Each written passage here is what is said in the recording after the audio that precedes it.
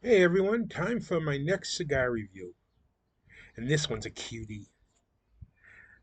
This is the Rocky Patel Dark Star Short Star. It's a 4 by 60, 4 inches by 60 gauge um, band. And the reason I'm making the distinction of this being the Short Star and not the other Vitolas is because I was told by the Rocky Patel rep that you can taste the Paraguayan tobacco in here much more intensely in this Vitolo. So we'll see what that has to say. But for right now, besides giving away a little bit with knowing that it has Paraguayan tobacco, uh, let's get started and see what this has to offer us.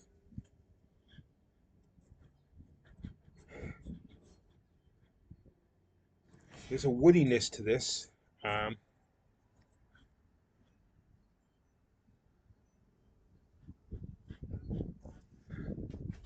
yeah, nice little woodiness to that.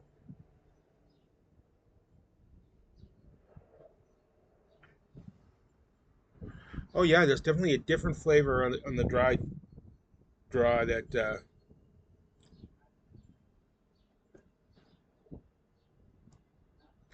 I'm going to attribute that to the Paraguayan tobacco since I'm not entirely 100% familiar with Paraguayan tobacco. Well, let me get these labels off here. Um,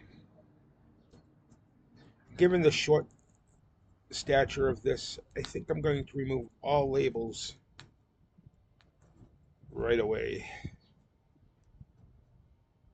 Or all bands, not labels, bands. Okay, let's light this puppy up.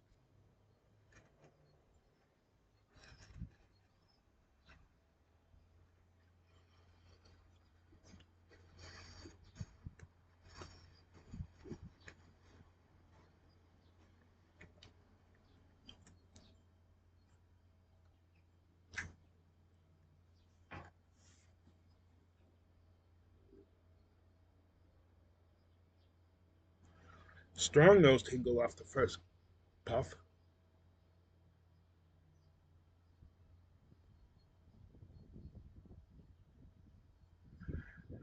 Very full mouthfeel, some creaminess, also like a richness there.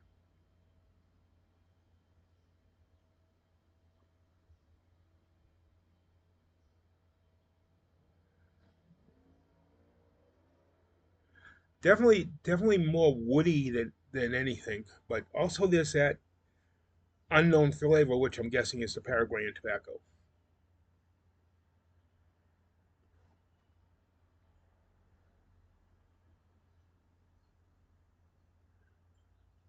Not much spice, but just a touch.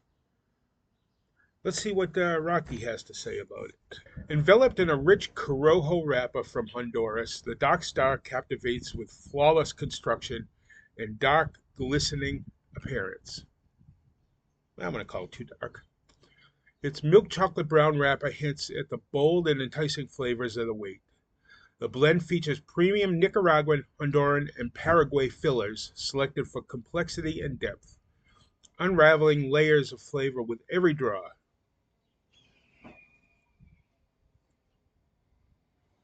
From tantalizing spice to dark chocolate, espresso, and subtle hits of dried fruit, the Dark Star offers a symphony of flavors that keep the palate engaged and intrigued.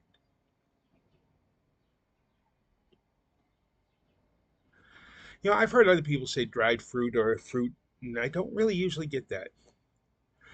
Due to its lingering sweetness and layers of complexity, the cigar maintains a balanced, medium bodied strength, allowing for a leisurely pace and a satisfying smoking experience. The Dark Star by Rocky Patel is a testament to blend expertise and a passion for perfection, inviting smokers on a stellar sensory journey. It's from Honduras. The strength is medium. The wrapper is Corojo, and the fillers are Honduras and Paraguay.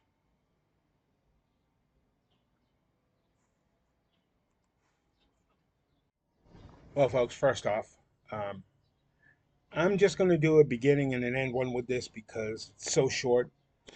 Going beginning, middle, and end will probably just be useless. And I don't know. I don't think it really needs it for something this short. As I begin to smoke it, I do notice. What did they say? They said tantalizing spice. Tantalizing was the word they used. I can agree with that. It's got a nice little spice flavor to it.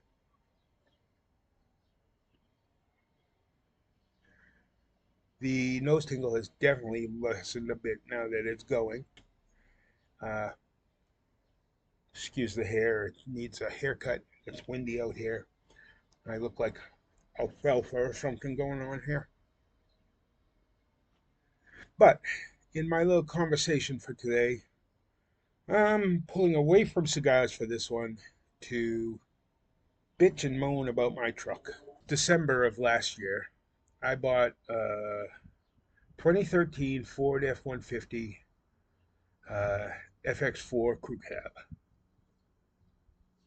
And when I bought it, I crawled under it. I looked, the frame was in great shape, no rust to speak of. I mean, nothing to worry about. Everything about the truck seemed fine cosmetically. I didn't see any rust on the cab corners. I didn't see any rust around the wheel wells. I didn't have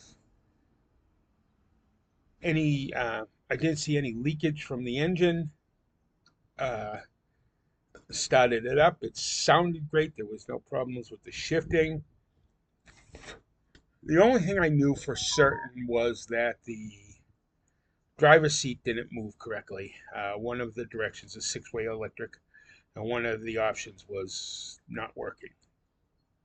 Easy enough, I can fix it, and I have since then for about $15 for the switch.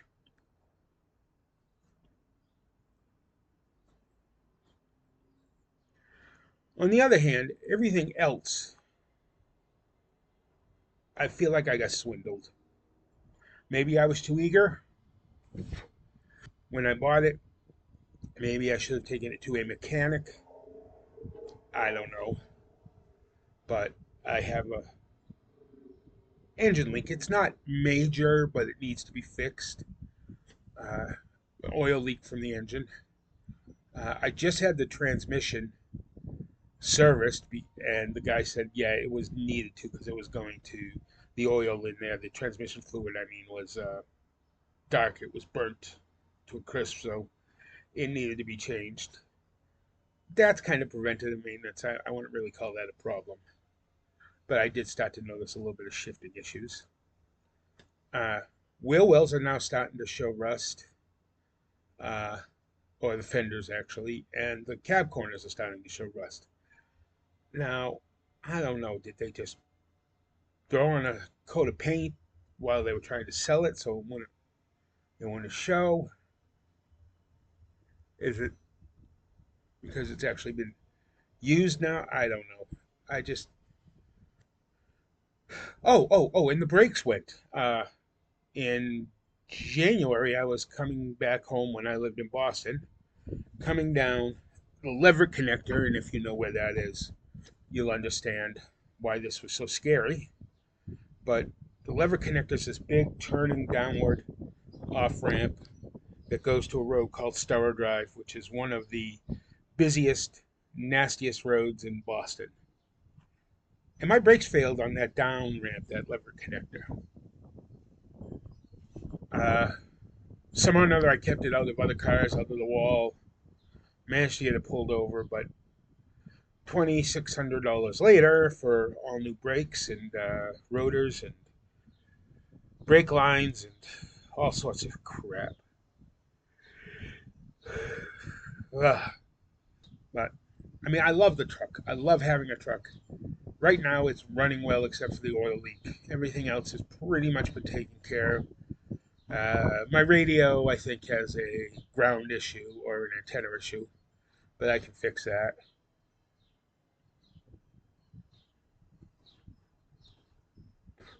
Quick sidelight. As I sat there talking to you, and not actually actively smoking, just letting the flavors in my mouth.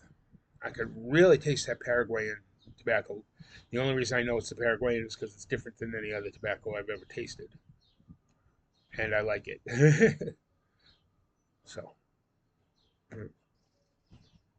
any of you guys ever get a vehicle that you thought was going to be fairly good, or you know what you wanted, and just turned into a money pit slash pain in the neck? I mean, I'm not getting rid of this. I still owe 3.5 years worth of payments on it, you know, and I'll fix whatever needs to be fixed on it when I have the money eventually to get the oil fixed, the oil leak fixed.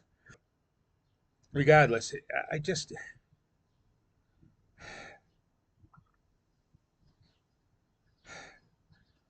I know car dealerships and used car salesmen are supposed to be slimy greaseballs, but I dealt with a woman who seemed very nice, very,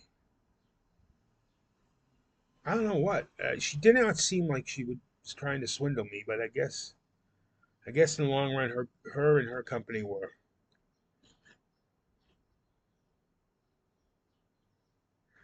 I just hope that what was wrong or what is wrong, they didn't know about, but I have a funny feeling they did. Anyways, that's my little sidelight talk for now. I will come back in a little bit when I get close to the end of this and give you my last review and my final rating.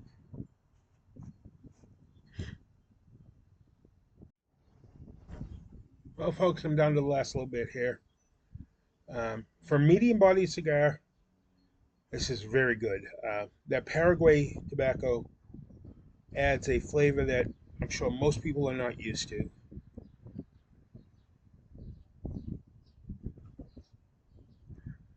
The nose tingle is so smooth, and I can actually taste the Paraguay in the retrohale.